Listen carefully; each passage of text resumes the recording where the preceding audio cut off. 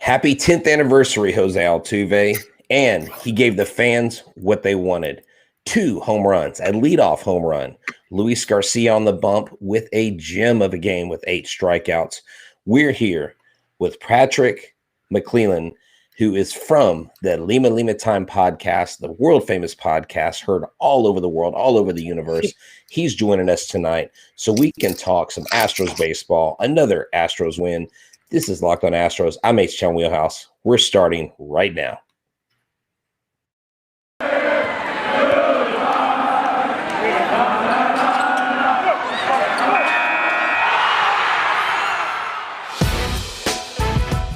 It's the Locked On Podcast Network, your team every day.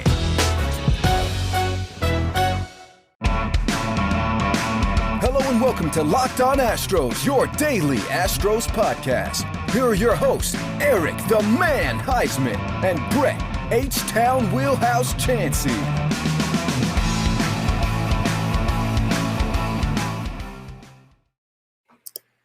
We are Locked On Houston Astros, and you can find us wherever you get your podcasts, Apple, Google, Spotify, Odyssey. You can download all those apps, or you can just go to YouTube, subscribe to our channel. I'm Htown Wheelhouse. You can find me at Htown Wheelhouse on Twitter and at Stros411 on Twitter, Instagram, and Facebook. Always positive, always Stros. After a second straight win at home, the Astros get back to their winning ways. I'm joined by Mr. Patrick. Patrick, tell us where the folks watching and listening can find you and about your podcast a little bit before we start. Ooh, where they can find me? I don't know if I want people looking for me. I try to stay off the grid as much as possible. Just kidding. Yeah, you can at P. McLellan on Twitter, and then I also single-handedly run the Lima Time account because James is a lazy, terrible co-host that we all disrespect and we don't like him.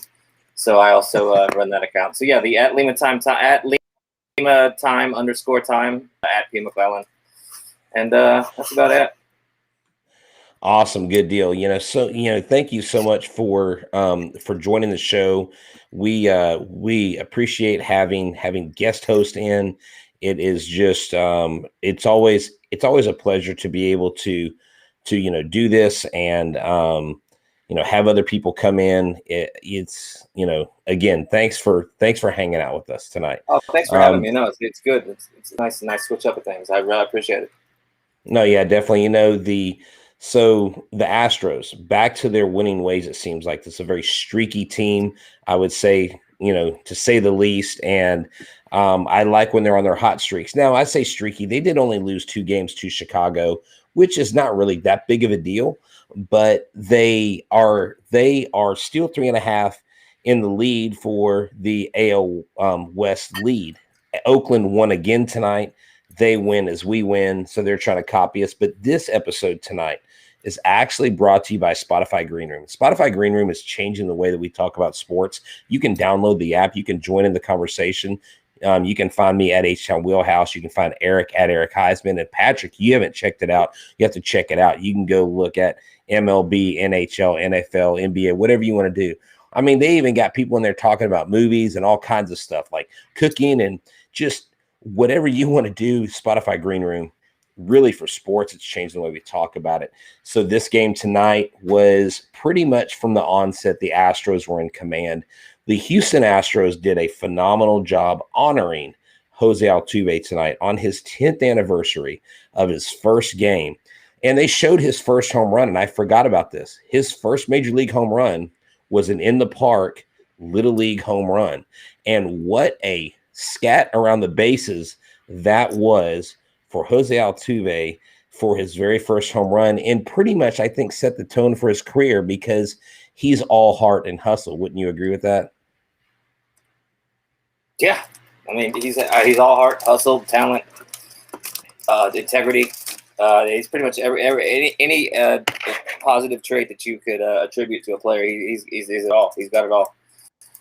Definitely. He's just I think he's your consummate professional. And I told someone the other day, like before I knew who he actually was, they had him at Minute Maid Park after he had signed with the Astros, and they had him there to meet the fans. He was sitting on a bar stool at a little table His feet were like hanging off the chair. And I was like, who is that kid? And they were like, no, that's the guys the Astros just signed. And he's supposed to be a really good second baseman. And they're like, what's his name? Jose Altuve. And I was like, oh, okay, cool. I didn't stand in line and get his autograph with the other 4 people there. I didn't know who he was. I'm like, now I've met him since then, got his autograph since then. But I was like, I didn't realize how big of a star this guy would become.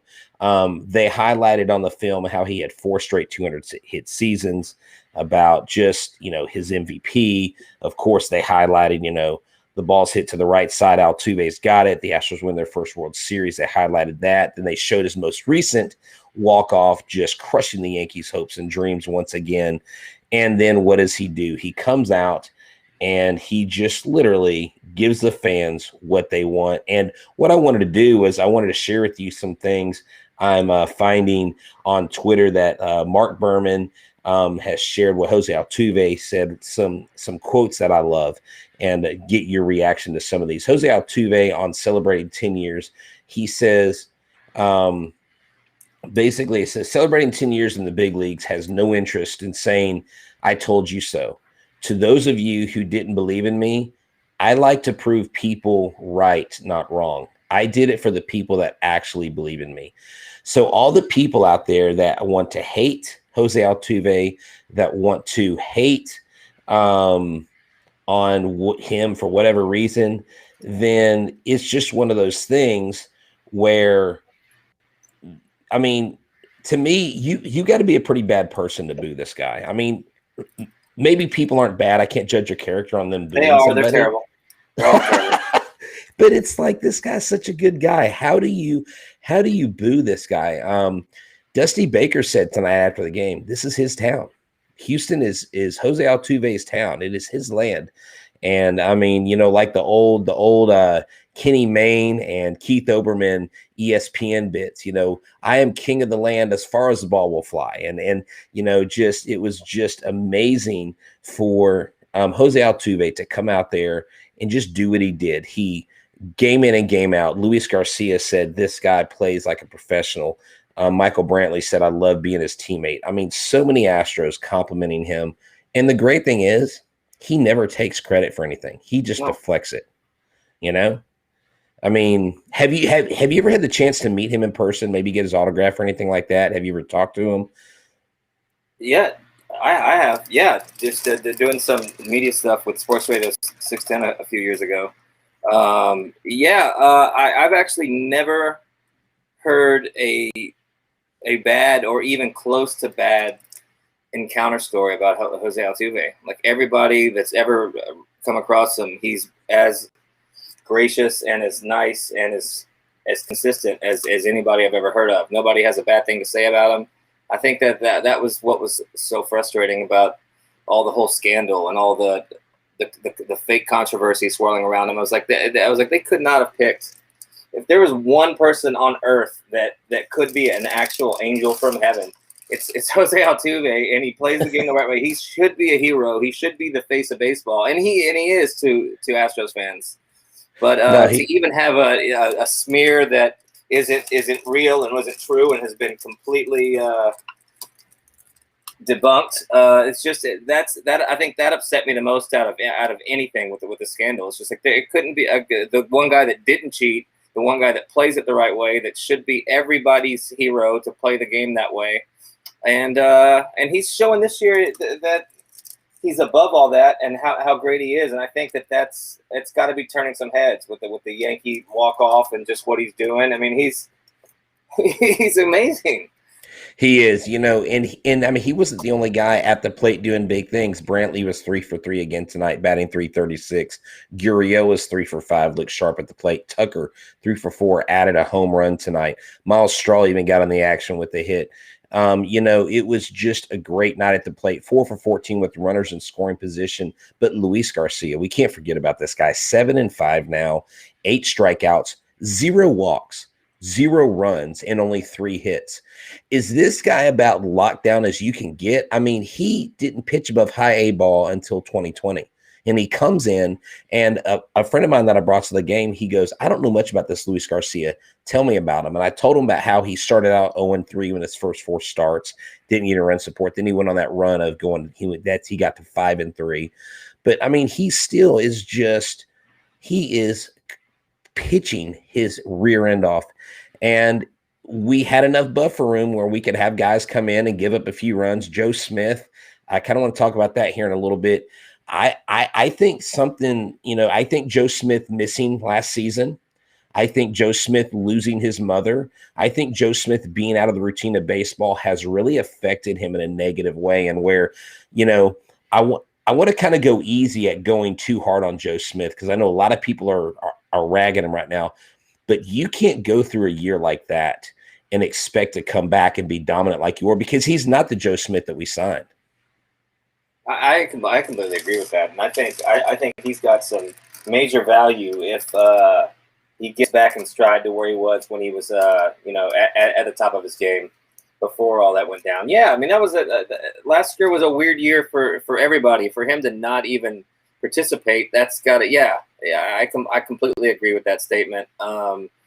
We just live in that reactionary world where pitch by pitch you're judged, and what have you done for me lately, which I completely hate, but it's just something that we have to deal with, and I just try to ignore on the internet. But yeah, I think Joe Smith is a potential very, very valuable piece going down the stretch as Dusty begins to really fine tune what he wants to do with the back end of the bullpen and who are going to be his guys. Because he tinkers all year long until he finally whittles it down. At least that's what I've noticed from him. And that's what he did last year.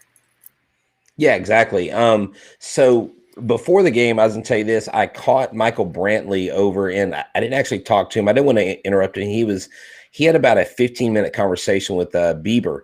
I almost said Justin Bieber, with Shane Bieber from the Indians, who's been injured a lot this year, and he was sitting there talking, and there were some fans trying to interrupt him. He's like, "Hey guys, it's actually really cool." He actually signed several autographs right before he went in, but I kind of joked on Twitter. I said, "Hey, I think Brantley's trying to get Mr. Bieber over here to the Astros to compete for a title." I was talking to an Indians fan. And he said, no, he goes, he's trying to get Brantley back. And I said, I can't believe you guys let this guy go. He goes, we can't either. I mean, What about Dr. Smooth? I mean, this guy, why not keep signing him to two-year deals until his arms fall off, right? He's incredible. And I had a few Cleveland fans just rave on about him. And I mean, following baseball, Michael Brantley is good. We played them in the postseason. He had a couple home runs off us, and we know Michael Brantley was a good baseball player. I had no idea, and of course he's playing at a high level, but I had absolutely no idea what kind of player he was when he stayed healthy and stayed on the field, which he seems to be able to do. And and if you go back and look, he's been as good as he ever could. When he is healthy and on the field, he is as productive of a hitter and a baseball player as it comes, and he's managed to do that for the most part. And it's just he's as fun to watch as any hitter I've ever witnessed. He is. So when I think of guys like Michael Brantley, and I think of guys like Kyle Tucker, I think that they're doing things the right way, and it makes me think. When I do things the right way in my life, since I'm not a professional ball player, I want to make sure I have the right equipment for podcasting, but also I've got to make sure that I'm eating healthy. And so, Patrick, let me tell you about Wild Alaskan. This place is amazing. And you're going to talk about one of the prime food to your doorstep services. We all know that eating more fish to get your omega-3s and protein is important. But going to the seafood counter can be intimidating, can be stinky. If you've ever been to those fish markets down in Galveston, it's not fun to walk in the first 20 minutes. But this fish is the best. You've got to worry about what type of cut you get. You got to worry about all these things with your fisheries wherever you go. But Wild Alaskan Company takes the guesswork out of it. Okay, here's what they do: they deliver high quality, sustainably sourced, wild-caught seafood right to your door. And it's fresh. Choose from salmon, whitefish, or a combination. And every month, there are different specials to explore. Each shipment contains premium wild-caught, individually wrapped portions of delicious seafood that's ready to prepare and easy to cook. So you don't have to be a sous chef. You don't have to be Gordon Ramsay to prepare this food. Wild Alaskan Company seafood is how nature intended it to be. Always wild, never farmed or modified, and it contains no antibiotics. You can adjust, pause, or cancel your membership anytime, and they offer 100% satisfaction guaranteed or your money back. And right now, you can get $15 off your first box of premium seafood when you visit wildalaskancompany.com/MLB. That's wildalaskancompany.com/MLB for $15 off your first box. wildalaskancompany.com/MLB. If you want fresh, if you like seafood, go to Wild Alaskan. It is the best place to go. But if you're not a seafood guy, and we're going to hit one more sponsor here, because Built Bar. If you haven't heard of Built Bar, Patrick, it is the best tasting protein bar in the business. Like, I could give you a Snickers and then I could give you a Built Bar, and you would be like, that Built Bar was better than that Snickers. And you know what? The Built Bar is actually healthy for you. It's got maybe 130 to 180 calories in range, 17 to 19 grams of protein, only 4 to 5 grams of carbs. Because, if you're on that keto diet, man, if you're trying to lose or maintain weight, Built Bar is the way to go. They've got a new flavor out now called Grasshopper Cookie. And you're like, Grasshopper Cookie? What the heck? It's their version of the Thin Mint Girl Scout cookies. And I'm telling you, it tastes just like them. We have a ton of them. Me and Miss Wheelhouse, you open our fridge, boom, there's a ton of Built Bars. And they've got other things too. And the really cool thing is the USA track and field team consumes them. I mean, if world-class athletes are going to eat a Built Bar, I'm going to eat a Built Bar. So Htown Wheelhouse, take it from me. If you go to built.com and use the promo code LOCKED15, you'll get 15% off your first order. And that's the same discount I get every time I reorder. So you're getting the same discount that a loyal customer like myself gets. So go to built.com and use the promo code LOCKED15 for 15% off. All right. So with those things being said, let's get back to this. We had Garcia go 6 innings. Abreu came in. He had 1 walk, 1 strikeout, 1 hit. He didn't really do a whole lot. I would love to see Abreu's control just really be honed in, because they have high hopes for him. Brent Strom has him as a top 5 starter in this rotation eventually. I mean, he's got that kind of stuff. Joe Smith, we've already talked about him. Blake Taylor came in, 1 strikeout, 1 walk, 1 hit, 1 inning. So not a bad outing. We had 11 strikeouts total. Heck, the Astros only struck out 4 times. And with this team, pitching is key. Okay. I looked this up the other day. The Astros lead the league in pitches per inning. Like, I think it's like 16.5 pitches per inning on average. Yeah. That's got to come down, doesn't it, Patrick? I mean, based on how they're playing and where they're sitting, does it have to come down? Yeah, maybe not. True. But yeah, I mean, that comes with all of the all of the youth and the switching guys in and out, and using so many different starters. But yes. I mean, it absolutely does. I mean, Lance throws a lot of pitches. Zach, when he's not off, can throw a lot of pitches.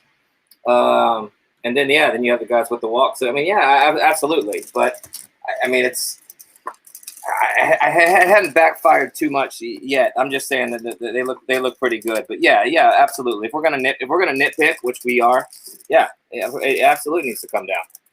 Stop putting people on base. Well, I think it does too, especially if you talk about a playoff series, a shortened series where you're playing the best teams. Some people say that they more fear the White Sox in a playoff series than they do in the regular season, because then you've got, your 4 starters, and how are they going to be? But the Astros have had success against their top starters. When they came to Houston, we absolutely dominated them. When we went to Chicago, it was a different story after that first game. They did win those 2. So, I mean, we're 5-2 on the season. So I'm not so much worried about that. So here's the thing. We've got a lot of stuff going on. We've got a lot of guys in the wings. We've got a lot of guys in AAA that are having a lot of success. I'm thinking trade bait. I'm thinking a lot of these guys. I know, I love Jake Myers. Interviewed the guy. He's a great guy. CJ Hinojosa, he's a Houston guy. De La Cruz hitting the cover off the ball. Heck, Jose Sirius crushing the ball, and then Pedro Leon gets called up. Leon. He had 2 walks today. Of these guys that we mentioned, do you think the Astros dangle, or even Chas McCormick, do you think the Astros dangle any of these outfielders in a trade come the trade deadline to get a pitcher, starting pitcher, relief pitcher?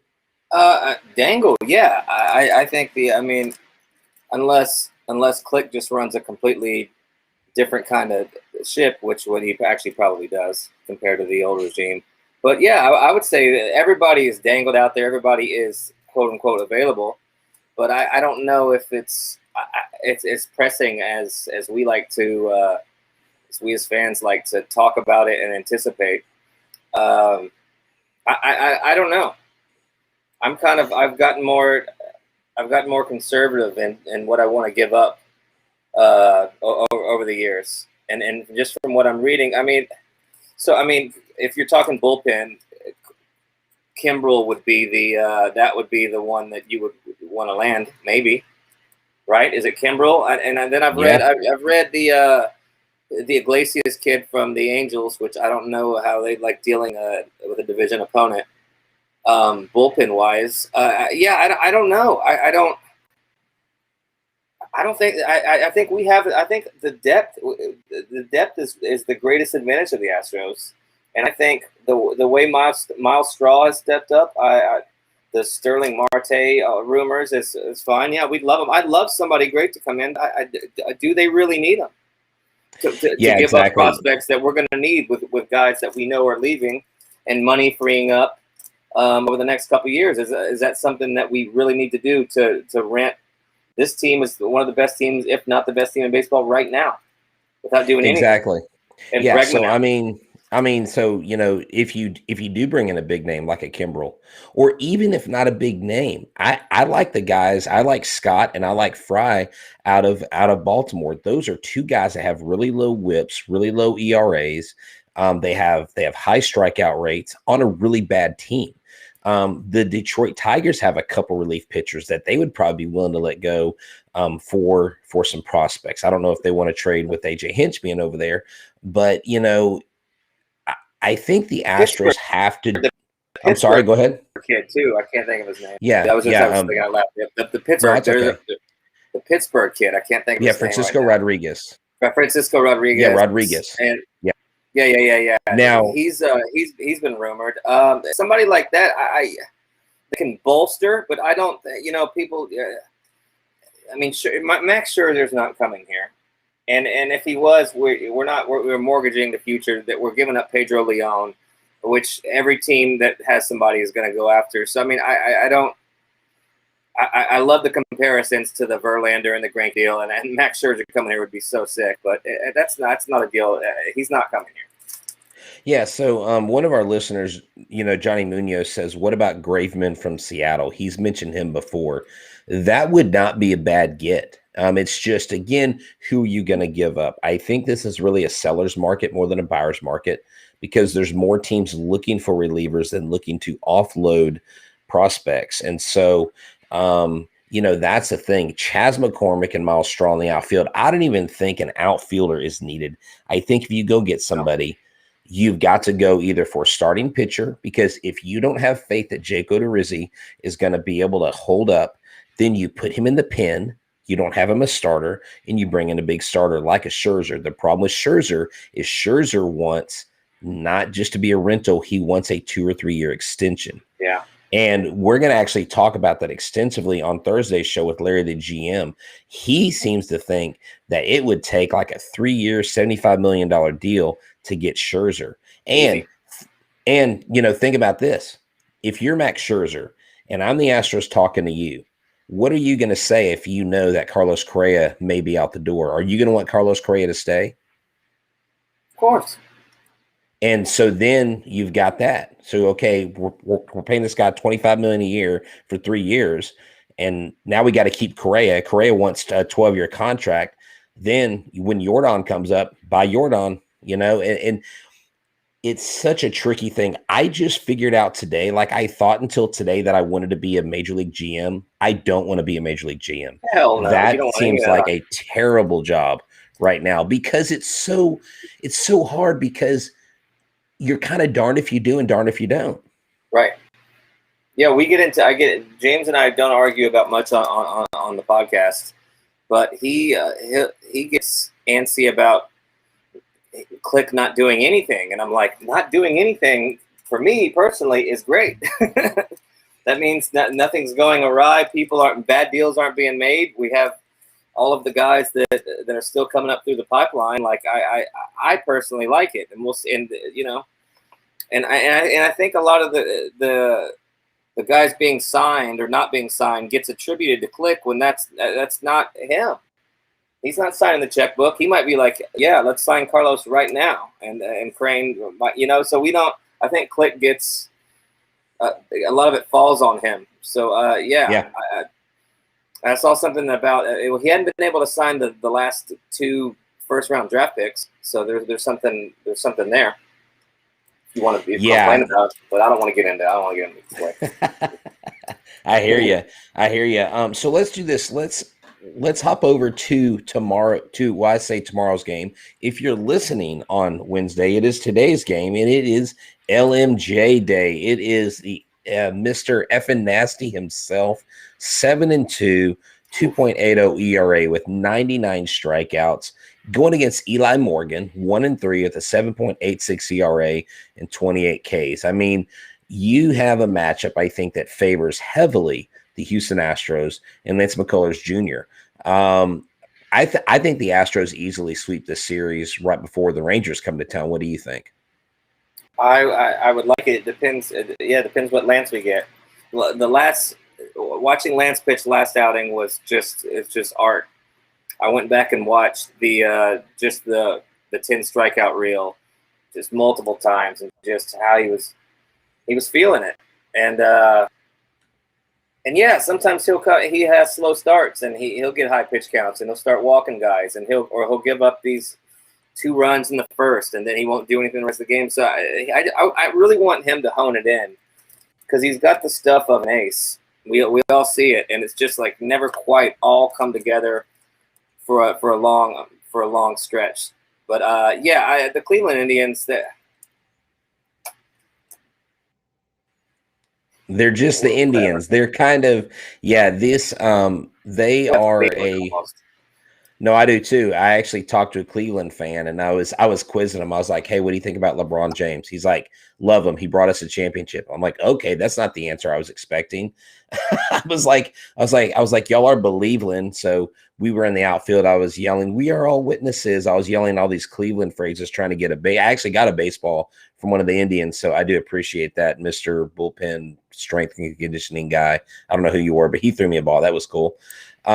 But Lance McCullers Jr., I notice on the mound, he gets very flustered because I think he feels like he has an expectation in his mind of what he's going to do. And when that doesn't happen, or especially if an umpire is squeezing him, he lets it get to him. And that's one of the things that who's younger, which is amazing about Framber Valdez, is he went to that psychologist. He went to that psychiatrist. And I've mentioned this several times since you and I haven't talked about it.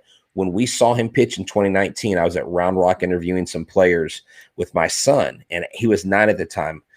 Framber Valdez is making a rehab start, and my son looked at me at 9 and goes, or he was 10. He said, "Dad, Framber doesn't look comfortable on the mound." I'm like, "What?" He goes, "Look at him. He looks nervous. He doesn't look right." And he walked like 6 batters in the first 3 innings. And that's the next offseason saw that psychiatrist before the 2020 season, even though it was shortened. He was like, boom, he's like the ace. I really think going into next year, Framber Valdez is the ace of this club because he's got the most wicked stuff. He's got the mentality now, followed by Luis Garcia. And if we could get Lance, I think, to focus in that area because he's got great stuff.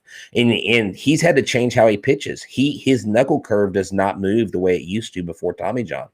And so that's why he's gone to rely on other pitches. But I think he's smart enough and he cares enough about his craft. And I think the contract that the Astros gave him, the guy really cares about what he's doing on the mound. Oh, for sure. I think he's his worst enemy. I think he gets so amped up that and cares so much that extra adrenaline has him overthrowing sometimes, and that gets the the location off, and then he gets frustrated with that, or he gets squeezed on a few calls, like you said.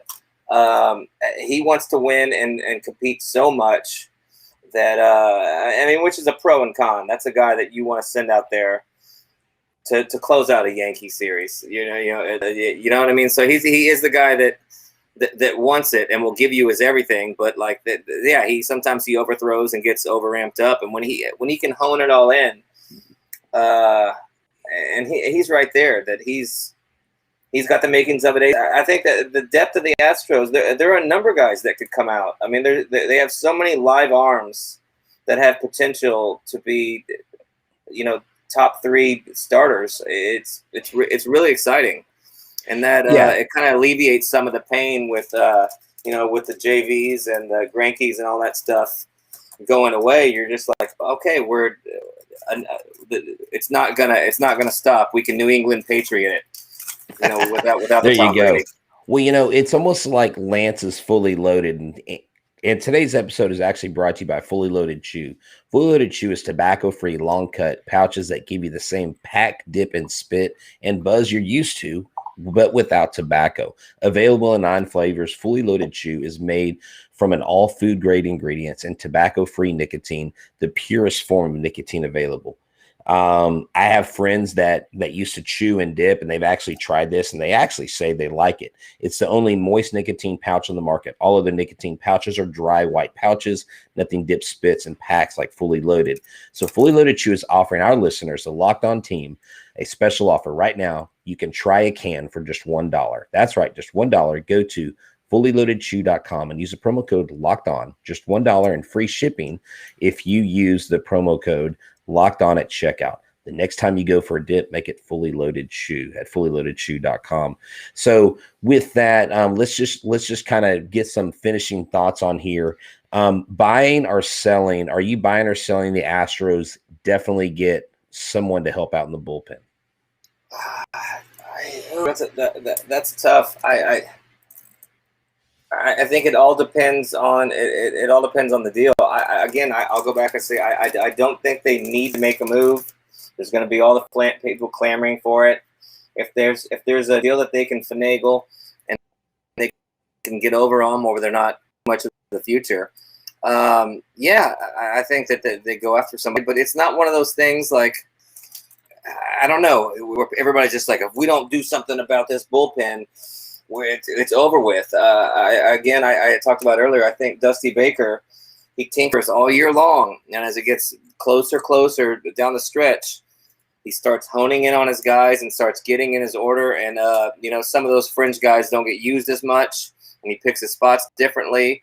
And we saw that last year, how we thought he was the worst manager to ever live. And then by the end of the season, he had honed it down and was making, at least in the postseason, he made maybe no mistakes managerially. And Exactly. AJ, we can't say that for AJ Hinch. Game 7, Right. We won't forget, buddy. That's right. Never forget. Sorry. All right. So it's okay. And I'll wrap up on this. My bold prediction of the season was that Justin Verlander would make it back for the playoffs, and he would pitch in relief, and he would pitch us into the World Series. What if I added that bold prediction? Max Scherzer pitches game 2 of the World Series, and in the 6th inning leaves the game, and Justin Verlander comes out and closes it out in the 7th, 8th, and 9th inning. A Scherzer Justin Verlander sandwich to just absolutely crush the opponent, whether it's the Dodgers, the Padres, or the Giants. That would be a dream scenario. Well, hey, it is 12. And I just want to tell you before we get out of here, I love the chat people. You have some of the smartest people that are commenting on this. Oh man, they're good, dude. Text lines and stuff in the past with people, some of the dumbest people on earth on sports radio, and these people actually are saying everything. I'm just like, I agree with that. I agree with that. I agree with that. So I gotta give a shout out to all the peeps there. Like, very impressive. No, yeah, we do. We have supporters and listeners. Patrick, I appreciate you joining us. We'll definitely have to have you back on. Eric is living the tough life. He's out on a golfing trip. Imagine that. With all that massive money we're rolling in from Locked On, he's just bankrolling out there. I'm like, dude, just don't hit any casinos on your way out there. But he is out. So I'm Htown Wheelhouse, and this is Patrick from Lima Time podcast. Go check his podcast out. If you haven't heard it, check it out. You'll hit instantly. No, it is entertaining. It is a good listen. I don't think I've ever listened to an episode and gone, oh, I hate that. Like, great job, guys, on there. Thanks for joining us. The Astros win the second game of the series. They win another series. They go for the sweep against the Indians with Lance McCullers on the mound. And we will talk to you tomorrow. Thank you all for tuning in. Remember, Thursday, we've got the special with Larry the GM breaking down all the trade possibilities that we could think of. And before we go, if you guys are locked into betting and sports betting, you need to check out the new Locked On Bets podcast. Take the guessing out of the game and listen to your host, your boy Q, and the handicapping expert Lee Sterling. Get daily picks, blowout specials, wrong team favored picks, and Lee Sterling's lock of the day.